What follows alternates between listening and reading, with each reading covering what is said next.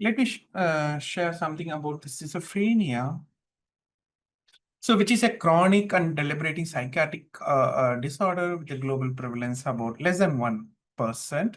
And it is characterized by heterogeneous symptoms like cognitive impairments, delusions like positive think or positive delusions, negative delusion, hallucinations, and it has heavy burden to the public health, but the underlying mechanism is yet to be completely understood. And we need to understand the pathophysiology of the disease as it is currently diagnosed through the symptom-based interviews and structured questionnaires, which underscores the need for robust biomarkers to enable early or more precise intervention, and even for the specific diagnosis.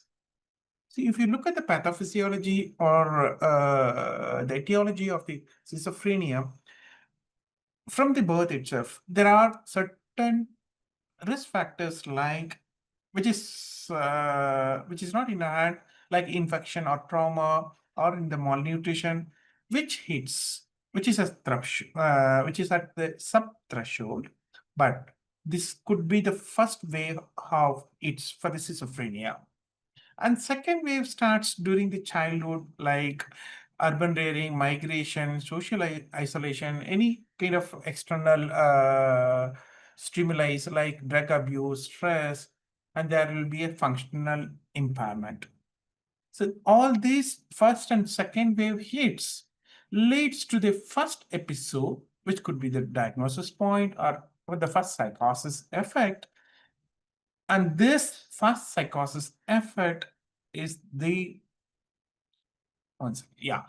is the booster hit to develop the schizophrenia.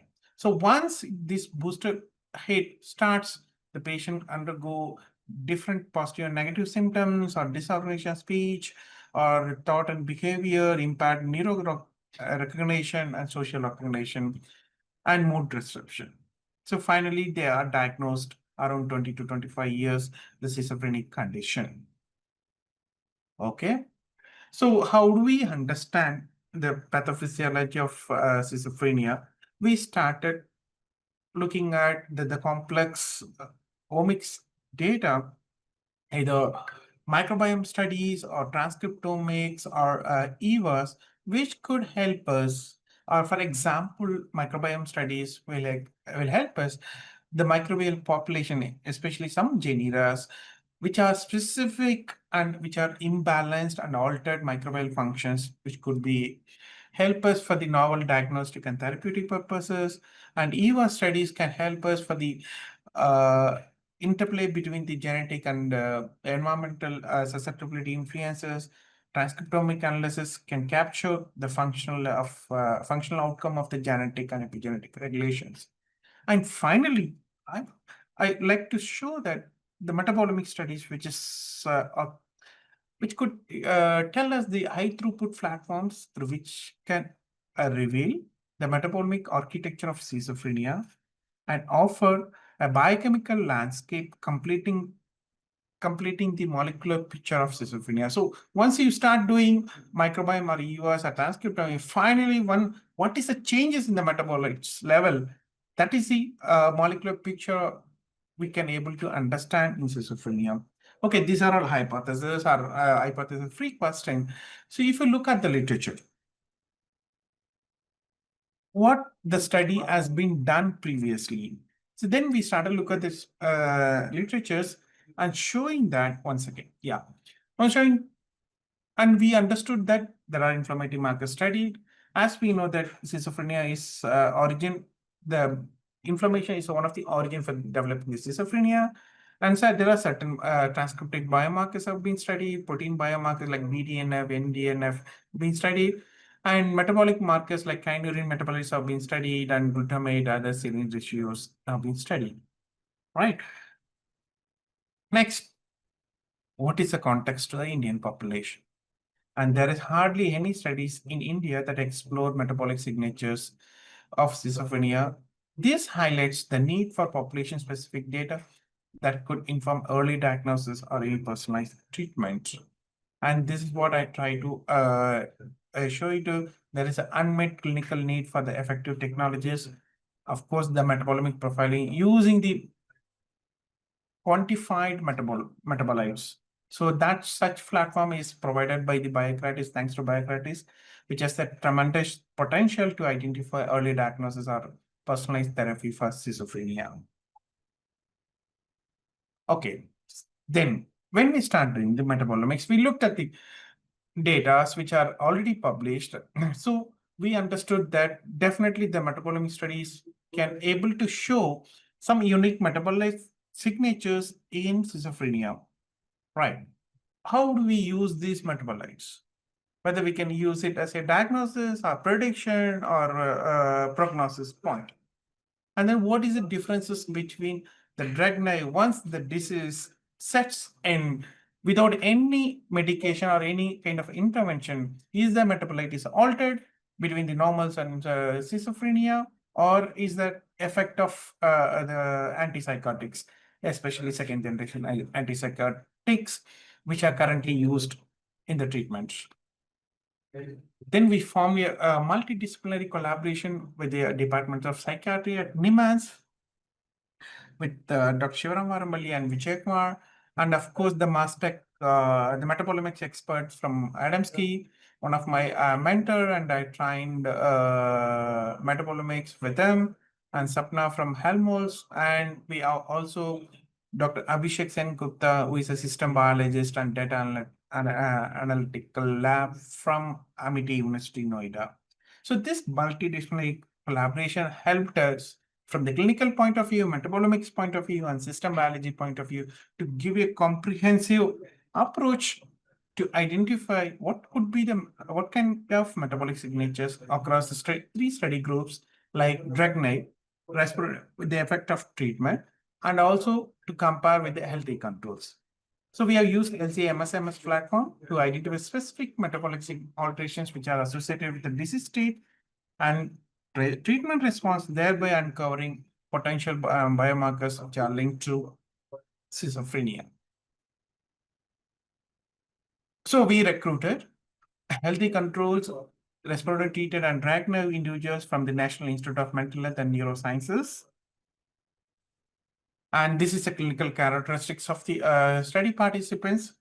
The interesting thing is, because of the respiratory treatment, the patients are all already developed the cardiometabolic disorders because the antipsychotic risperidone or treatment are prone to develop the metabolic disorders within 3 to, I think, yes, within 3 months of the treatment, the patients are more prone to develop metabolic disorders, and it is evident from this. So these individuals, especially the respiratory-treated individuals, have less than 3 years of treatment, and they have already developed metabolic disorders. If you look at the drug-naive, they are not that much, but still they have high triglyceride, high fasting glucose as well. And I don't want to tell about this story of the metabolomics, how we did it, and all the participants are very well known about this. Of course, we did the sample collection and processing and stored it -IT or appropriate biorepository. And we did the data acquisition interpretation using the arbitrap.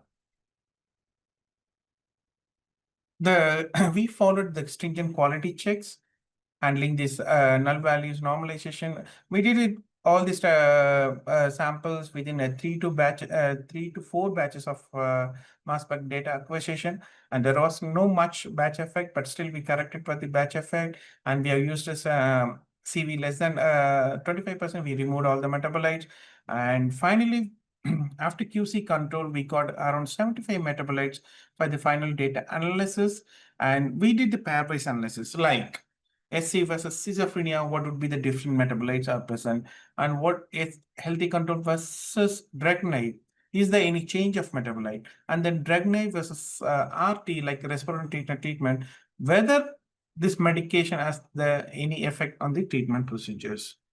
So we have used all these 75 metabolites and did the pairwise comparison.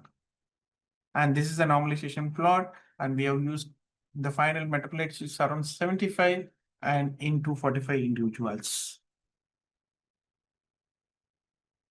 And The PCA plot of these entire 75 metabolites clearly showed distinct differences between the healthy controls, Drug-Naïve, and Risperidone treatment. There is clear demarcation about each patient group. And further, if you look at the differences between, for example, healthy controls with Drug-Naïve, clear demarcation among the metabolites. And of course, healthy control versus RT. And even there is a differences between the Drug-Naïve and Risperidone treatment. This clearly says that the Risperidone treatment has the effect on the metabolites, and which are positive or negative. We are still looking at the data. So this is a volcano plot. 2 minutes, please. Yes, madam. Thank this you. is a volcano plot which shows the differential metabolite expressions between the study groups. And finally, we did the robust machine learning approaches to find out a panel which could differentiate or discriminate healthy control versus the schizophrenia, or healthy control versus Drug-Naïve, as well as Risperidone treatment.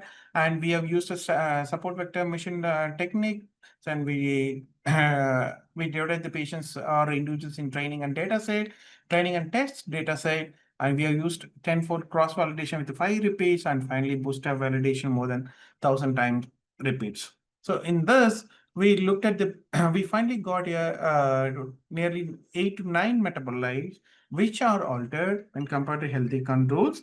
And finally, these are the metabolites which showed significant differences. And this metabolite panel has a sensitivity AUC of about 96% sensitivity to discriminate healthy control versus schizophrenia. This schizophrenia group is including both Drug-Naïve and Risperidone-treated patient. And further, we divided them as SC versus DN. We have discovered a different panel of metabolites. Like that, we have another different panel of metabolites for the SC versus RT, and Drug-Naïve versus RT as well. So we have now discovered a different panel of metabolites which can discriminate very clearly more than 85% all the patient groups, like healthy control versus Drug-Naïve or healthy control versus Risperidone treatment. This will help us for the further stratification or diagnosis procedure.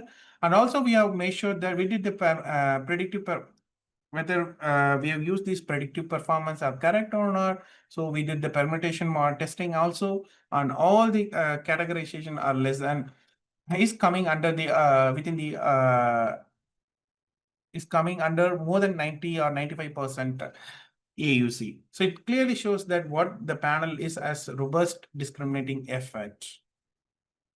And pathway analysis showed that there are differences in the tyrosine metabolism, steroid hormone biosynthesis, as well as lysine degradation.